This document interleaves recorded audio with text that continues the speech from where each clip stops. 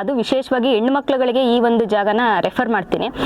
ಶ್ರೀ ಕ್ಷೇತ್ರ ವನ್ನವ ಮಂತ್ರಾಲಯ ಇರೋಂತಹ ಮಂದಿರ ಇರೋವಂಥದ್ದು ತಾವರೆಕೆರೆ ರೋಡಲ್ಲಿರುವಂತಹ ವನಗನಟ್ಟಿ ಅಂತ ಒಂದು ಬಸ್ ಸ್ಟಾಪ್ ಬರುತ್ತೆ.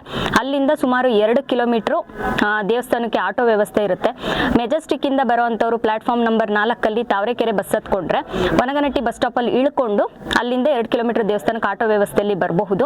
ಆಮೇಲೆ ಇಲ್ಲಿ ವಿಶೇಷವಾಗಿ ಏನಂತ ಅಂದರೆ ಸಂಕಲ್ಪ ಮಾಡಿಸಿ ನಮ್ಮ ಸಮಸ್ಯೆ ಏನಂತ ಹೇಳಿದ್ರೆ ನಮಗೆ 18 ವಾರ 21 ವಾರ 11 ವಾರ ಈ ಥರ ಸಂಕಲ್ಪ ಮಾಡಿಸಿ ಈ ಥರ ಕಾಯಿ ಕಟ್ಟುವಂತಹ ಒಂದು ವ್ಯವಸ್ಥೆ ಇದೆ.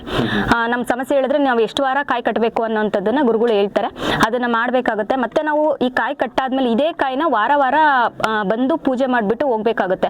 ಸುಮಾರು 54 ರೌಂಡ್ ಪ್ರದಕ್ಷಿಣೆ ಹಾಕ್ಬೇಕಾಗುತ್ತೆ. ಆಮೇಲೆ ತುಪ್ಪದ ದೀಪ ವಾರ ವಾರ ತುಪ್ಪದ ದೀಪ ಹಚ್ಚುವಂಥದ್ದು ಇರುತ್ತೆ.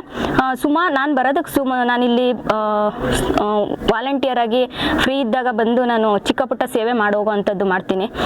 ನಾನು ನೋಡಿರೋಂಗೆ ಒಂದು ವರ್ಷದಲ್ಲಿ ಸುಮಾರು ಜನಕ್ಕೆ ಇಲ್ಲಿ ಬಂದ ಮೇಲೆ ಮಕ್ಕಳು ಆಗ್ದಲೇ ಇರೋ, ಸುಮಾರು ವರ್ಷಗಳಿಂದ ಮಕ್ಕಳು ಆಗ್ದಲೇ ಇರೋವಂಥವ್ರಿಗೆ ಮಕ್ಕಳಾಗಿರೋ ಅಂಥದ್ದು ಇರ್ಬೋದು, ಕೆಲಸ ಸಿಗ್ದಲೇ ಇರೋರು, ಇವತ್ತು ಫಾರಿನಲ್ಲಿ ಸೆಟ್ಲ್ ಆಗಿರೋವಂಥದ್ದು ಎಷ್ಟೋ ಜನ ಬಂದು ಗುರುಗಳನ್ನ ಮಾತಾಡ್ಸ್ಕೊಂಡು ಹೋಗಿರೋವಂಥದ್ದನ್ನು ನಾವು ನೋಡಿದ್ದೀವಿ.